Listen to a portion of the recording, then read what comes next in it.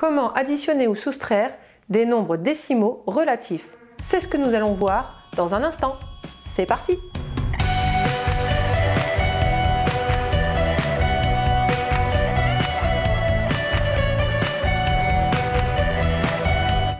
Bonjour et bienvenue sur Éducation Happy, la chaîne où l'apprentissage passe par le plaisir. Vous y trouverez des vidéos éducatives et ludiques pour accompagner votre enfant dans sa scolarité, de la petite section maternelle à la classe de seconde.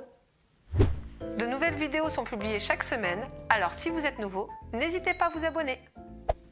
Aujourd'hui, nous allons voir comment soustraire ou additionner des nombres décimaux relatifs. Pour ceux qui ne maîtrisent pas encore l'addition et la soustraction des nombres entiers relatifs, je vous invite à aller voir ma vidéo qui s'affiche ici. Vous pouvez également la retrouver dans la playlist en cycle 4 au niveau de la 5e. Pour les autres, on y va! C'est quoi un nombre décimal relatif? Eh bien, c'est un nombre relatif, c'est-à-dire qui est précédé du signe moins ou plus, qui n'est pas un nombre entier, donc qui contient une virgule. Je vous ai mis quelques exemples. Alors, moins 0,72, vous voyez qu'il y a le moins et la virgule, plus 15,301, moins 36,7. Il y a une multitude de nombres décimaux relatifs, je vous en ai mis vraiment aléatoirement là. Ensuite, comment additionne-t-on les nombres décimaux relatifs? Comment additionne-t-on ou comment on les soustrait? Eh bien, c'est comme les nombres entiers relatifs, c'est exactement pareil. Voici un tableau récapitulatif. Ici, on voit que si on fait moins 3,5 moins 1,2, c'est une addition, donc on fait 3,5 plus 1,2, ça fait 4,7. Et comme c'est négatif, vous voyez un moins là et un moins là, le résultat sera négatif, donc ça fait moins 4,7. Si jamais on additionne 3,5 et 1,2, donc avec des plus devant, on fait exactement pareil, donc on fait 3,5 plus 1,2, ça donne 4,7, mais cette fois-ci le résultat sera positif parce que les deux termes de l'addition ici sont positifs. On voit d'ailleurs qu'on obtient exactement le même résultat, sauf que là le résultat est négatif et là le résultat est positif. Maintenant, si vous avez un des deux termes qui est négatif et l'autre qui est positif, que se passe-t-il?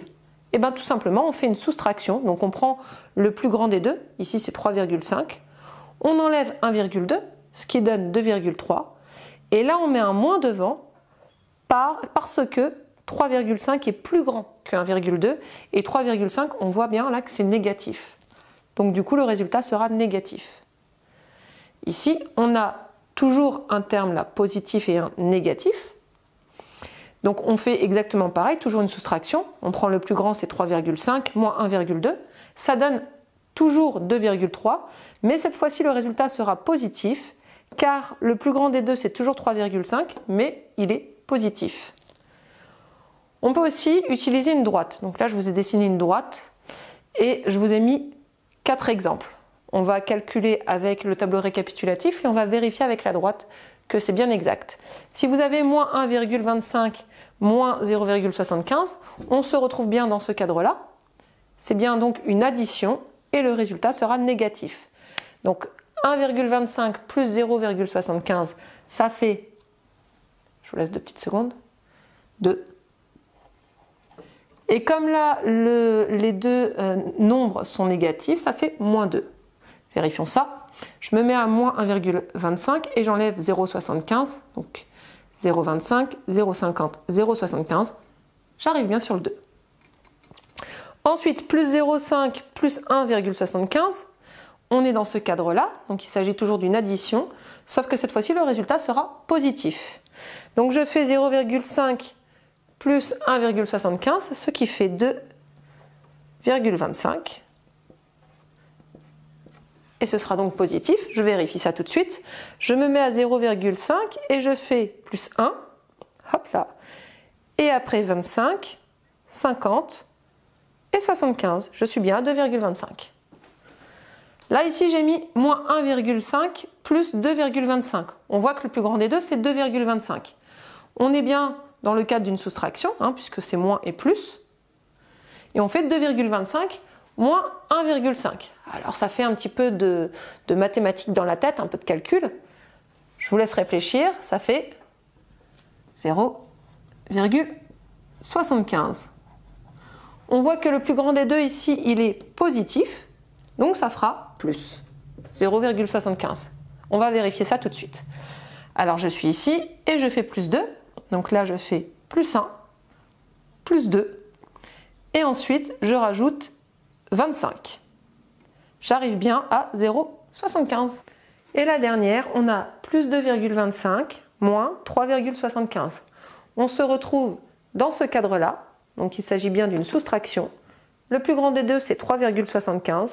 Donc je fais 3,75 moins 2,25. Je vous laisse 2 petites secondes pour réfléchir au résultat. C'est bon. Ça fait donc 1,5.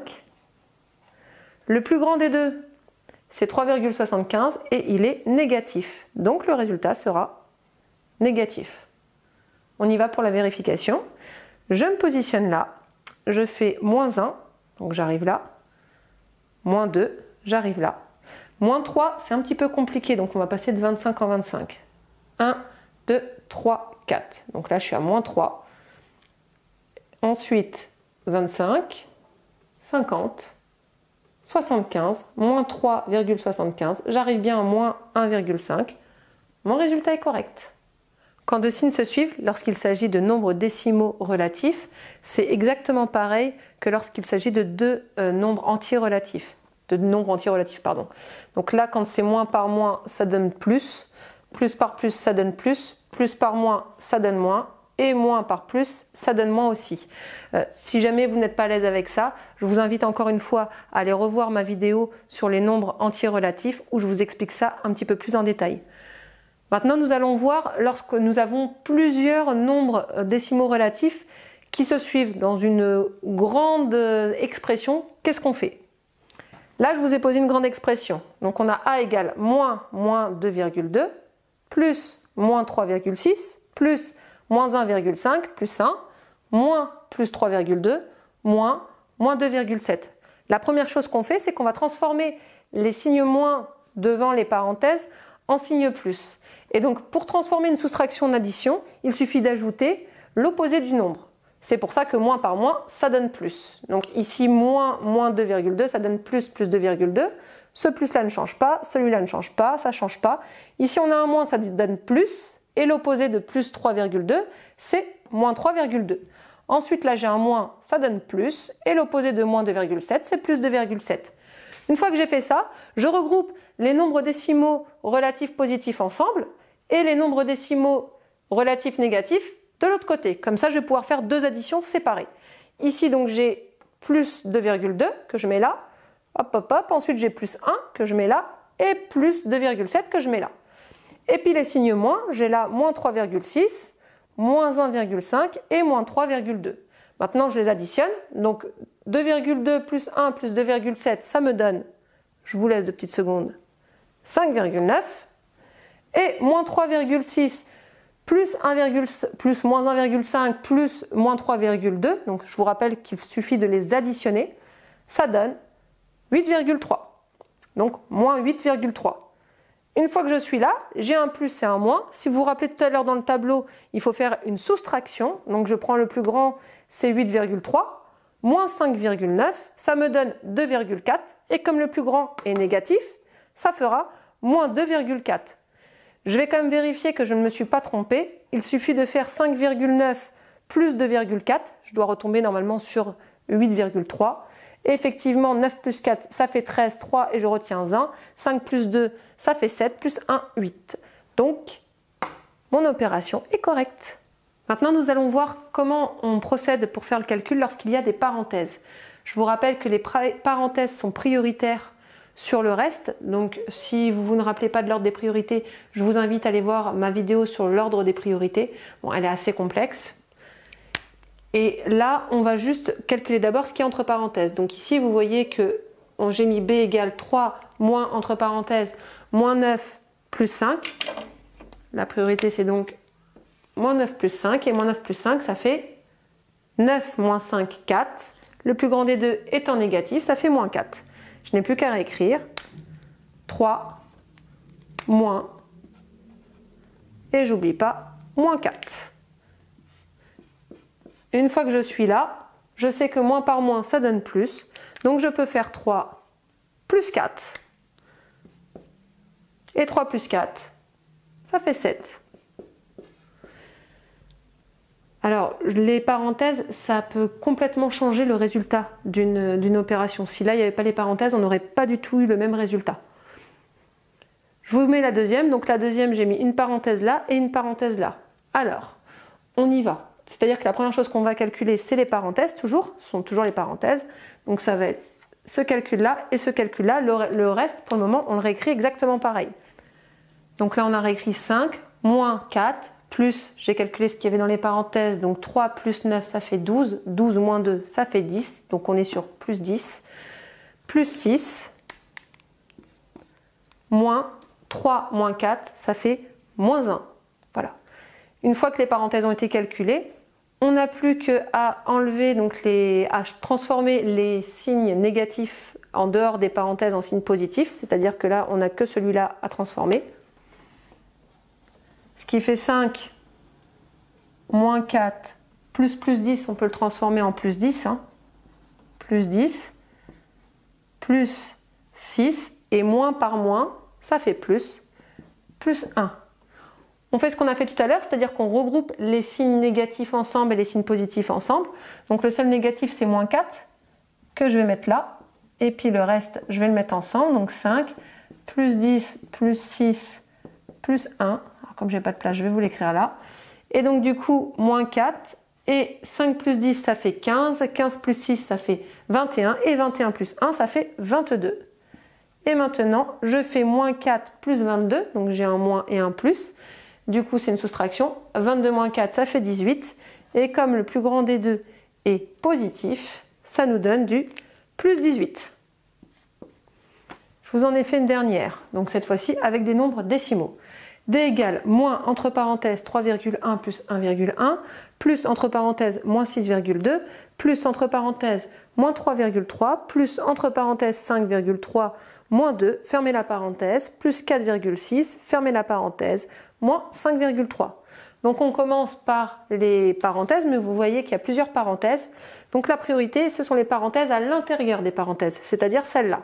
5,3 moins 2. 5,3 moins 2, ça fait 3,3. Je réécris exactement le même calcul, sauf que je remplace 5,3 moins 2 par 3,3, par plus 3,3. Et ensuite, je calcule les parenthèses. Donc 3,1 plus 1,1, ça me donne plus 4,2. Ça ne change pas. Et moins 3,3 plus 3,3, ça donne 0. Plus 4,6, ça donne plus 4,6. Que j'ai mis là. Et ensuite, moins 5,3, je ne le change pas. Une fois que je suis là, je vous ai transformé, en fait, je vous ai simplifié l'expression. Donc le moins par plus, je l'ai remplacé par un moins. Puisque moins par plus, ça fait moins par moins, ça fait plus, etc. Donc moins plus 4,2, ça devient moins 4,2. Plus moins 6,2, ça devient moins 6,2. Plus 4,6, ça devient plus 4,6. Et moins 5,3, on ne le change pas. Vous voyez qu'ici, c'est quand même un petit peu plus simple. C'est plus agréable à lire.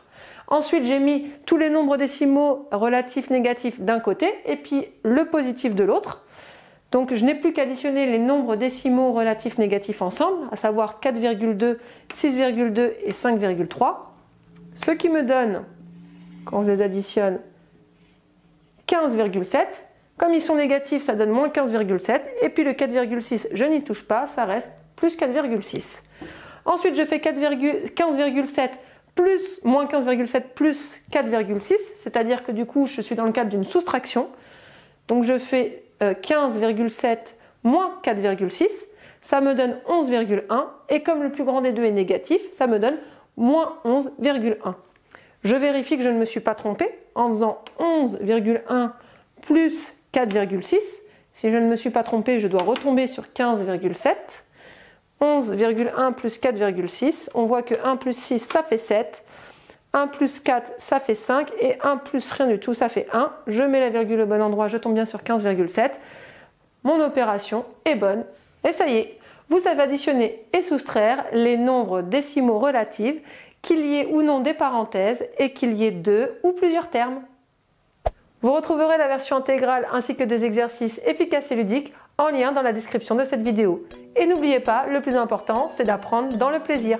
Je vous dis à très vite pour de nouvelles vidéos et sur le site educationhappy.com.